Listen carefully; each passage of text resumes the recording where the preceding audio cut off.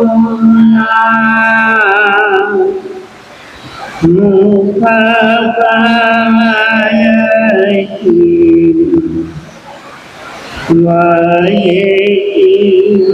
રમન સરસ્વતી ગણધરણી વિચાર પ્રજ્ઞા સૂત્રરૂપે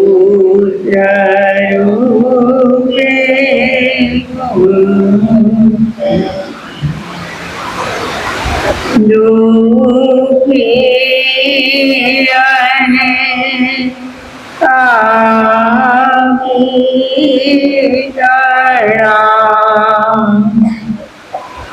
દુઃખ કાપરે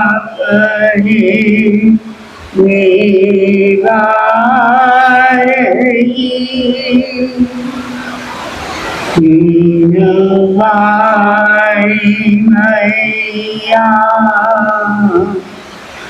તુજ કૃપાથી થાય મુંજરી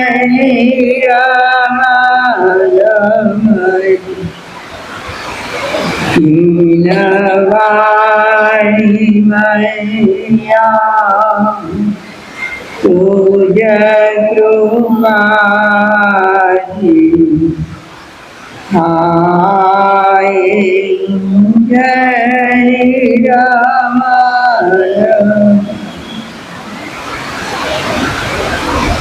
અનંત જ્ઞાની અનંત દર્શની ત્રિલોકીના તીર્થંકર પરમાત્મા શ્રમણ ભગવાન મહાવીર સ્વામીના શ્રી ચરણોમાં આપણી સૌની ભાવના મારા તમારા અનંત અનંત ઉપકારી સર્વ ગુરુ ભગવંતોના શ્રી ચરણોમાં આપણી સૌની ભાવના અનંત જ્ઞાની પરમાત્માએ જગતના સર્વ જીવોના આત્મકલ્યાણ માટે આગમોની પ્રરૂપના કરી આગમવાણીના પ્રત્યેક ભાવોને પામવા માટે અગર આપણે સમર્થ નથી તો પણ યદ કિંચિત જેટલું સમજાય તેટલું સમજવાનો આપણે પ્રયાસ કરી રહ્યા છીએ. શ્રી નિર્ગ્રંથ પ્રવચનમાં ગાથા ચાલી રહી છે અહ પંચહીન ઠાણેહી જે હિન શિક્ષા ન લભઈ થંબા કોમા કમાઈન યોગેના દર્શયેનય. 5 કારણો બતાવ્યા છે જેના કારણે જીવને જ્ઞાન પ્રાપ્તિ ન થાય. કારણ તો બતાવી દીધા, પણ આપણે આપણી જાતને જ પૂછીએ. શું પૂછવાનું છે કે ખરેખર આપણે જ્ઞાન મેળવવું છે ખરું? આપણો આશય, આપણો હેતુ, આપણો ઉદ્દેશ્ય શું છે? કંઈક મેળવવું હોય, કંઈક જાણવું હોય, એને જિજ્ઞાસા હોય અને એ જિજ્ઞાસુ વ્યક્તિ વિચારે કે મને જ્ઞાન કેમ નથી ચડતું. હું પ્રયાસ કરું છું, હું ભણવાનો યાદ રાખવાનો પ્રયાસ કરું છું અને છતાં મને યાદ કેમ રહેતું નથી. પણ જેને ભણવું જ ના હોય એને યાદ ન રહે તો ચાલે કે ના ચાલે? ચાલે કે ના ચાલે? જેને ભણવું જ નથી, જેને જ્ઞાન પ્રાપ્તિ કરવી જ નથી, એ વ્યક્તિ એને અંદરથી એવો ભાવ જ ન થાય કે કયા કારણો મને નડે છે. કયા કારણો મને જ્ઞાન પ્રાપ્તિ થવા દેતા નથી? અને જો કારણો મળે તો એનો દૂર કરવાનો પ્રયાસ પણ થાય, પણ કારણ જ ના બોલે તો એને શું મળે? એટલે નથી તો એમને જ્ઞાન મેળવવું, નથી જ્ઞાન ન થવાના કારણો જોવા, અને કારણો જોયા પછી પણ એમને એ કારણોને દૂર કરવા નથી. પછી શું થાય? જ્ઞાન મળી કે ના મળી? નિર્ગ્રંથ પ્રવચનકાર કહે છે, અહ પંચ હિંસાણે જે હિંસ શિક્ષા ન લપઈ. 5 કારણો ભગવાને બતાવ્યા છે. કયા કયા છે? પહેલું, થંભા એટલે અભિમાન. જેને અભિમાન હોય એને જ્ઞાન ન મળે. અભિમાની વ્યક્તિ તો માનતા હોય કે મને તો બધું આવડે છે. શું માને? મારે તો કઈ શીખવાની જરૂર જ નથી. તો અભિમાનીને શું વિચારણા હોય કે આઈ એમ એવરીથિંગ, મારામાં બધું જ છે. હા, અને બીજા વ્યક્તિઓમાં કાંઈ નથી. પાછા માને છું મારામાં જ બધું છે, ગુણો તો મારામાં, સેવાનો ભાવ તો મારામાં, અભ્યાસ તો મારો. આવું હું કરીને અભિમાની વ્યક્તિ જ્ઞાન મેળવી ના શકે. બીજો નંબર, કોહા એટલે ક્રોધ કરનારી વ્યક્તિને ક્યારેય જ્ઞાન ન મળે. જેનામાં આવેશ આવતો હોય, નાની નાની બાબતમાં જે ઉકળી જતા હોય,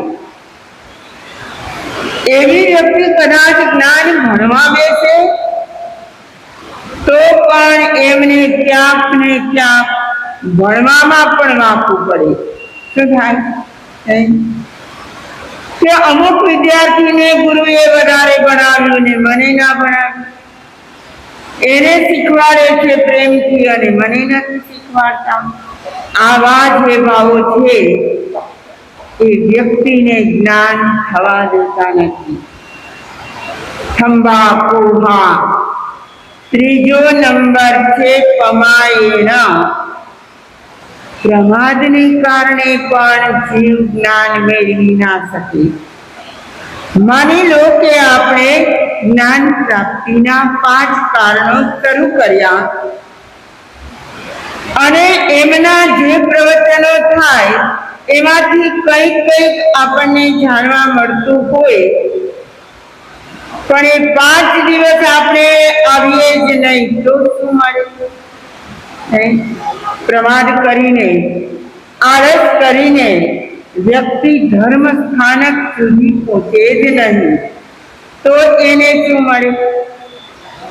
તો પણ ના મળે. પ્રમાદનો અર્થ તમે શું કરો છો? પ્રમાદ એટલે આળસ. હા, એટલે કે પ્રકૃષ્ટમ માધ્યતી ઇતિ પ્રમાદમ. પ્રમાદની વ્યાખ્યા સરસ મજાની કરી છે. પ્રકૃષ્ટમ માધ્યતી. માધ્યતી કહેવાય છે નશો, મદ કહેવાય, જેને નશો કહેવાય. એવા તો નશામાં આવી જાય કે એને આગળ પાછળનું કંઈ જ ભાન ના રહે. જોયા છે નશાવાળા વ્યક્તિઓને? કેટલાક વ્યક્તિઓ દારૂપાન કરતા હોય, કેટલાક સિગારેટ ફૂંકતા હોય, અને એ સિવાયના કેટલાક વ્યસનો જેને હોય, અને એના કારણે મદમસ્ત રહેતા હોય એવી વ્યક્તિને ધર્મની વાતો કરો તો ગમે નહીં. અરે તમારો ધર્મ તમારી પાસે રાખો કહી દે નહીં. જેનામાં નશાની ભાવના હોય, અહીં કયો નશો લેશું? મોહનો નશો. મોહમાં આસક્ત વ્યક્તિ એ જ્ઞાન ના ભણી શકે. એને જ્યારે જ્યારે અવસર મળે ભણવાનો, શીખવાનો, કંઈક સાંભળવાનો, ત્યારે એમનો એ સમય ક્યાં ગોઠવાયેલો હોય? પોતાના સંસારમાં, પોતાની આસક્તિઓમાં, પોતાના મોહાસક્ત દશામાં. અને એ વ્યક્તિ પ્રમાદના કારણે કંઈ જ્ઞાન પ્રાપ્તિ કરી ના શકે. પ્રમાદ માટે તો જ્ઞાનીઓ કહે છે કે પ્રમાદના પણ ઘણા પ્રકાર છે. મદ વિષય કસાયા, નિંદા વિકહા, પંચમા ભણ્યા, એવે પંચ પમાયા, જીવા પરંતુ સંસારે. પ્રમાદના 5 પ્રકાર બતાવ્યા છે. મદ, વિષય, કસાય, નિંદા અને વિકથા. આપણે વિચારીએ આપણામાં આવા પ્રમાદ છે કે નથી? મદ એટલે અભિમાન કરીએ છીએ કે નહીં? કેટલી જાતનું આપણામાં પણ અહંકાર, અહમ ભર્યું છે. તો મદ, વિષય, 5 ઇન્દ્રિયોના વિષયો, કસાય એટલે 4 કસાયો, મદ વિષય કસાય. નિંદા, નિંદા શબ્દના 2 અર્થ કરવાના છે. નિંદા એટલે નિદ્રા, ઊંઘ, અને નિંદા એટલે પરનિંદા. અહીં આ નિંદા શબ્દના 2 અર્થ છે. કાં તો વ્યક્તિ નિદ્રામાં રહે તો કેટલું એ જતું રહે. અહીં પણ આપણે જોઈએ છીએ, હા, તમને ના દેખાય, અમને તો સ્પષ્ટ દેખાય કે અમુક વ્યક્તિ હવે નિદ્રાવસ્થામાં છે. જોલું આવે કે ના આવે? આવી જાય. તો જેટલી વાર જોલું આવે એટલી વાર મા સતીજી શું બોલ્યા એ ખબર પડે ખરી. ફરી પાછા સજાગ થઈ જાય અને સાંભળે તો પણ એની લિંક ના જોડાય. શું ના થાય? અને જો લિંક ના જોડાય, લિંક તૂટી જાય તો પછી શું થાય? જે જ્ઞાન મેળવવાનું છે, જે જ્ઞાન પ્રાપ્તિ કરવાની છે, એ ક્યાં ચાલી ગયું? એ સમય નિદ્રામાં ચાલ્યો ગયો. અને બીજા નંબરે આનો અર્થ છે નિંદા એટલે પરનિંદા. કરીએ કે ના કરીએ? બીજાની વાતો કરીએ? અરે વાતો કરવાની ના નથી, પરંતુ એમના અવગુણો ગાવા, એમના માઇનસ પોઈન્ટ ગણાવવા અને એમનાની ખામી ત્રુટી જે હોય તે બતાવ્યા કરીએ તો એને શું કહેવાય? તો એ પરનિંદા કહેવાય. અને પરનિંદા કરનાર વ્યક્તિ ક્યારેય જ્ઞાન પ્રાપ્તિ ના કરી શકે. અને છેલ્લે કહે છે વિકહા. આ શબ્દ તમે દરરોજ સાંભળો છો એમ નહીં, દરરોજ બોલો છો. ક્યાં બોલો? સામાયિક બાંધતી વખતે કે પાડતી વખતે? પાડતી વખતે, બાંધતી વખતે નહીં. કારણ કે આખો સામાયિકનો જેટલો કાળ ગયો એ કાળ દરમિયાન જો આપણાથી શું થઈ ગયું હોય, કોઈની વિકથા થઈ ગઈ હોય અને એનાથી કઈ દોષ લાગ્યો હોય તો આપણે શું કરી દેવાનું? મિચ્છામિ દુક્કડમ. શસ્ત્ર તો ભગવાને આપણને આપ્યું જ છે કે કરી લો, કાંઈ વાંધો નહીં. સામાયિક બાંધી છે અને વિકથા કરવી હોય તો પણ કરવાનું છે એમ કહ્યું છે. કરવાનું નથી અને છતાં થઈ ગયું હોય તો પ્રાયશ્ચિત હોય. ઈરાદાપૂર્વક કરે તો પ્રાયશ્ચિત હોય ખરું. તો આ છે પ્રમાદના 5 રૂપો. મદ વિષય કસાયા, નિંદા વિકહા પંચમા ભણ્યા, એ પંચ કમાયા. જીવા પડંતી સંસારે. ક્યાં જવાનું? આને આ સંસારમાં તમે કહેશો અત્યારે મનુષ્ય ભાવમાં છીએ, પછી ક્યાં જશું? ખબર છે ક્યાં જશું? કાંઈ જ ખબર નથી. આપણે કદાચ અહીં ને અહીં ઉત્પન્ન થઈએ તો પણ શ્રીકંઠવા પણ બની જઈએ. ના બની? ઊંઘવાલાની બહુ જ આસક્તિ હોય અને આ સ્થળ સાથે બંધાયેલા હોઈએ. હા, તેની સાથે આ સ્થળ સાથે અગર બંધાયેલા હોઈએ, આ સ્થાનક ગમતું હોય, આ સ્થાનકમાં જ મજા આવતી હોય, હા, તો કદાચ બનવા જોગ છે અહીં જ ઉત્પન્ન થઈ શકાય, પણ આ રૂપમાં તો નહીં. તો જ્ઞાની કહે છે જ્ઞાન પ્રાપ્તિના 5 કારણો આપણે વિચારવાના છે અને એમાંનું પ્રમાદ નામનું કારણ આપણે જોઈ રહ્યા છીએ. પર્યુષણ મહાપર્વ આવે ત્યારે પ્રમાદ ચાલે કે અપ્રમાદ ચાલે? આવવાના છે પર્યુષણ. ક્યારથી શરૂ થાય છે? હા, એક જ દિવસ હવે વચ્ચે બાકી છે. પરમ દિવસથી મહાપર્વની પધરામણી થશે અને ત્યારે પણ લોકો પ્રમાદમાં છૂટા રહે તો એને પર્યુષણ શું કે ચાલુ દિવસ શું, એને શું ફરક પડે? ના પડે.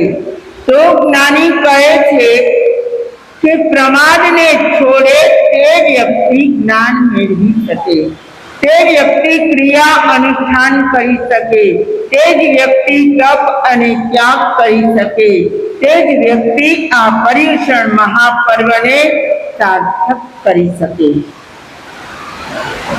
સાથે સાથે આ જ 5 કારણોમાં એક શબ્દ આળસ પણ છે. તમે જો પ્રમાદને જ આળસ કહેતા હો તો ભગવાન 2 શબ્દો એમાં મૂકે નહીં? મૂકે? ગાથામાં જ કહ્યું છે થંબા પોહા પમાયેન રોગેણા લક્ષયેન ય. રોગ અને આળસ. હવે એક બાજુ કહે છે પ્રમાદથી અજ્ઞાન વડે જ્ઞાન પ્રાપ્તિ ન થાય અને બીજા શબ્દમાં કહે છે આળસ કરે તો જ્ઞાન પ્રાપ્તિ ન થાય. શું ફરક છે પ્રમાદ અને આળસમાં? હા, કહો. પ્રમાદ કોને કહેવાય અને આળસ કોને કહેવાય? હા,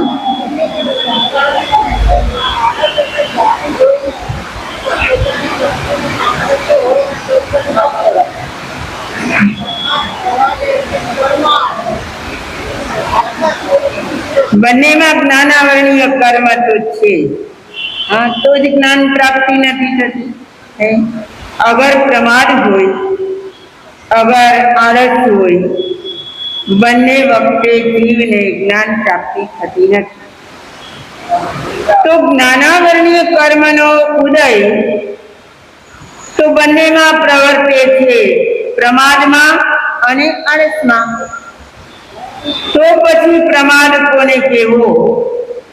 જ્ઞાની કહે છે પ્રમાદ આત્માનો ભાવ છે, મનનો ભાવ છે, અને આળસ કાયાની છે. કોની? આળસ કાયાની છે. તમારો બધાનો અનુભવ હશે કે સવારે કદાચ તમારી ઊંઘ ઉડી ગઈ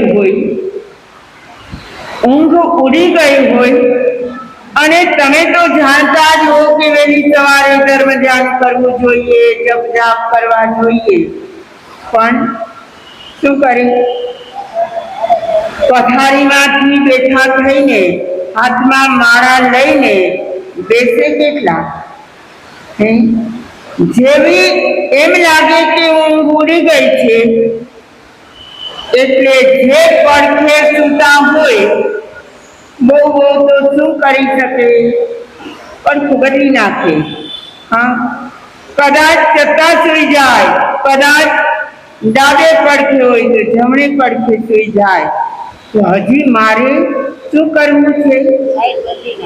ઉઠવું નથી. શું? હજી મારે ઉઠવું નથી, સુઈ જવું છે. અને એવો પણ વિચારે ના હોય.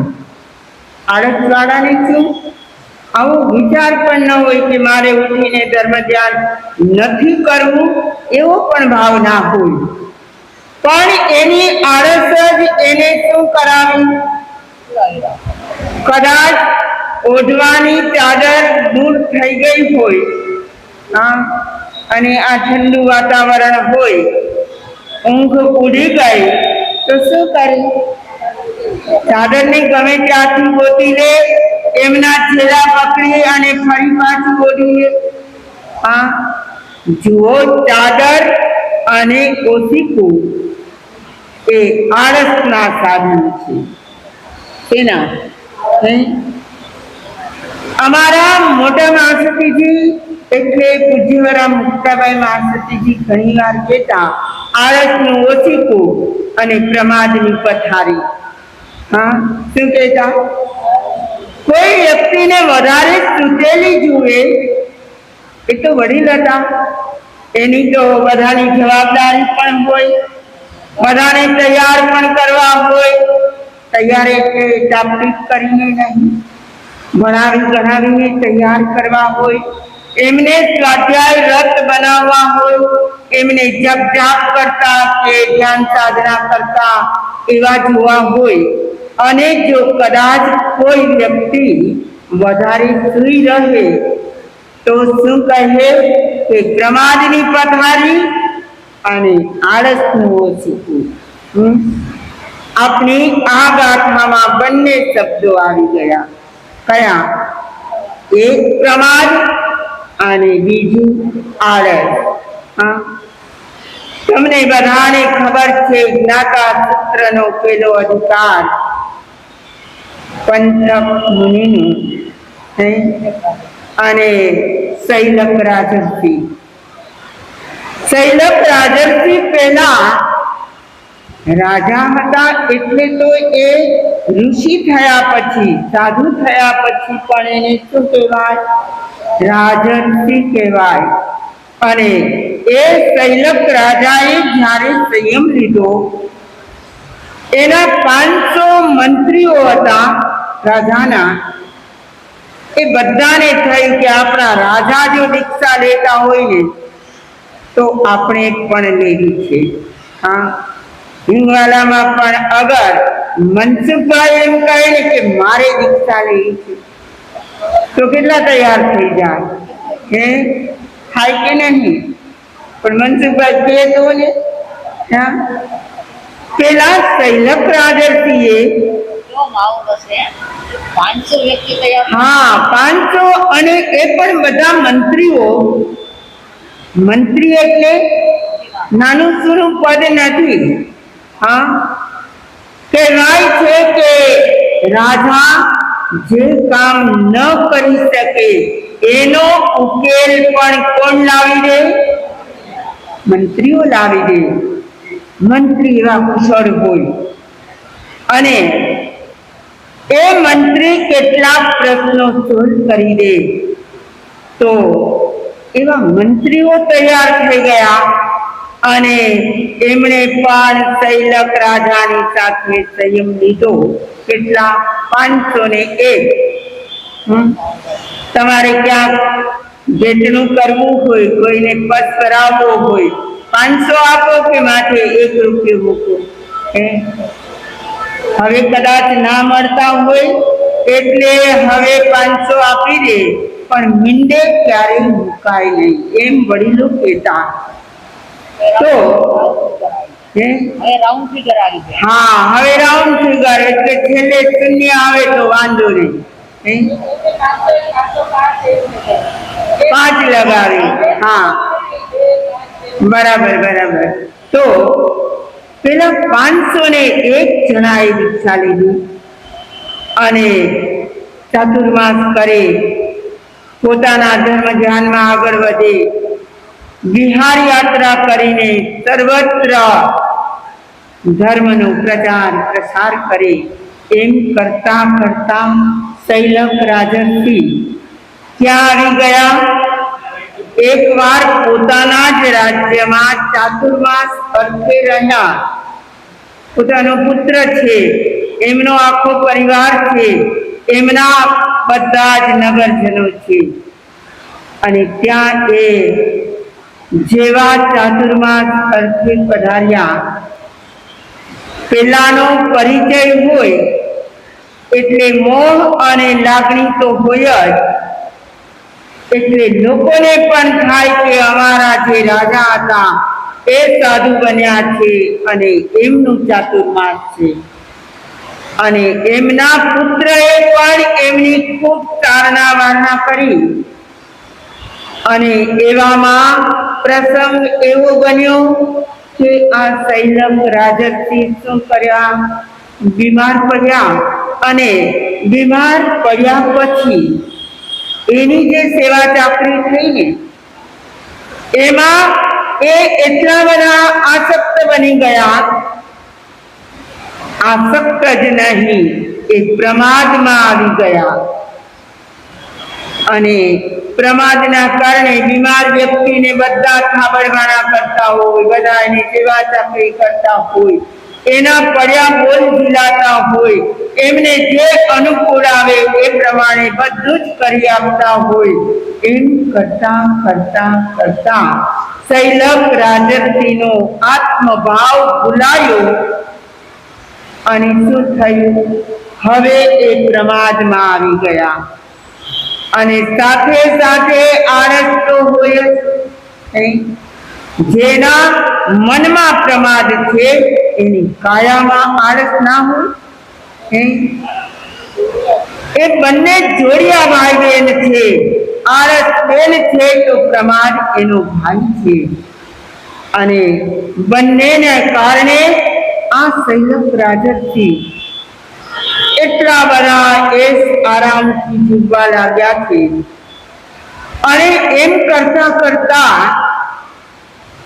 એમના બીજા બધા જ મંત્રીઓ છે, દીક્ષિત થયેલા છે, એ જુએ છે કે ગુરુની હવે તબિયત તો નાદુરસ્ત છે પણ સાથે સાથે આધ્યાત્મિક જીવનમાં સાધુતામાં પણ ફરક પડી ગયો છે અને એ બધા જ મંત્રીઓ બુદ્ધિશાળી હતા. સમજી સોચીને જેમણે સંયમ લીધો હોય એ વિચારે છે કે આવા પ્રમાદી ગુરુની સાથે અમારે હવે રહેવું નથી. એટલે બધા એક પછી જેમ જેમ એમને સુવિધા થતી ગઈ એમ નીકળતા ગયા. કેટલા નીકળી ગયા? 499 નીકળી ગયા. હવે માત્ર કોણ રહ્યું? પંથક મુનિ. આપણા સંઘાણી સંઘના નહીં,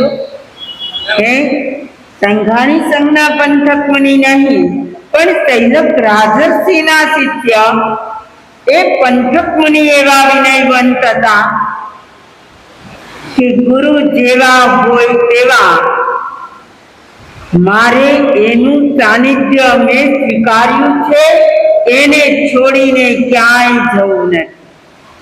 જો આ પણ એક વિનયનો નમૂનો છે. જેમ ગૌતમ સ્વામીનો વિનય વખણાય એમ પંથક મુનિનો પણ વિનય વખણાય છે.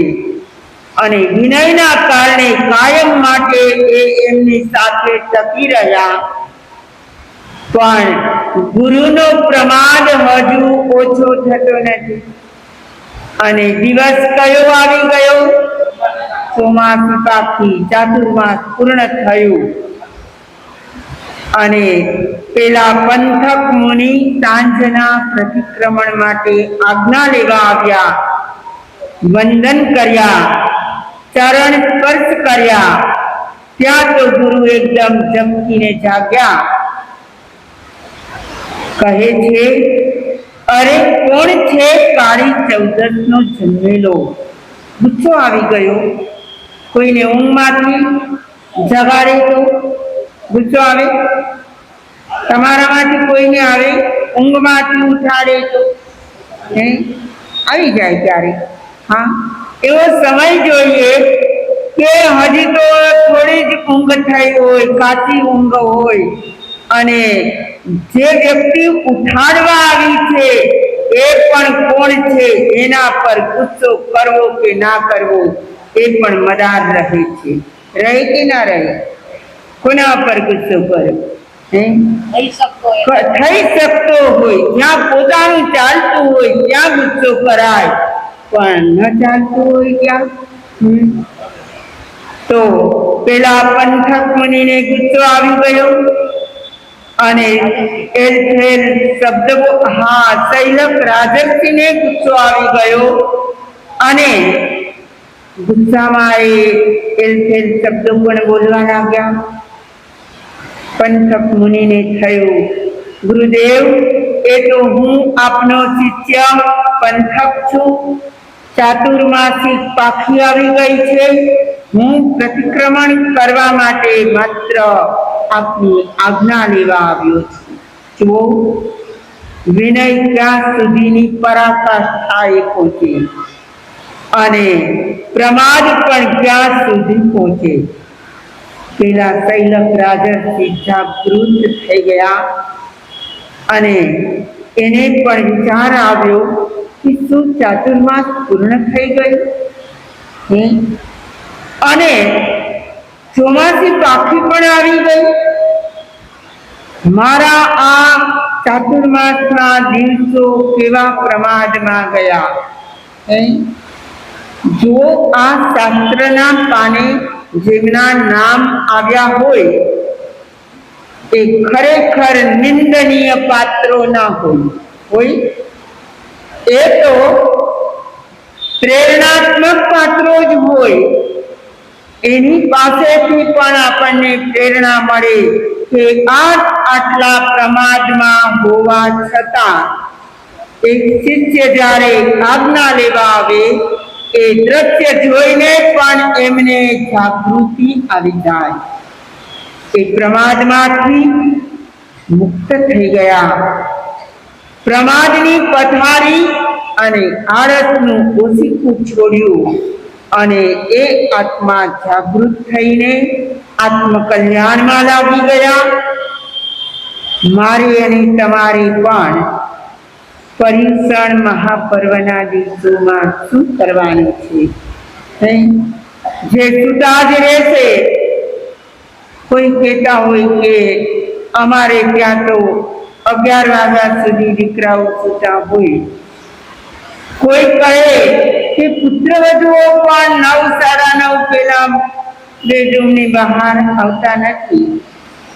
ઘણી સારી વાત કેવી કે ઘણી આ નિકૃષ્ટ વાત કેવી કે જે કાળમાં વહેલા ઉઠવાનો ખૂબ મહિમા હતો, આજે એ સમય વીતી ગયો છે અને લોકો મોડા ઉઠે પછી એના બધા જ કામો કેવા કરવા પડે? જલ્દી જલ્દી જલ્દી. હા, અને ઉતાવળા કામમાં ક્યારેય સફળતા ના મળી તો શું છોડવાનું છે? પ્રમાદ અને આળસ.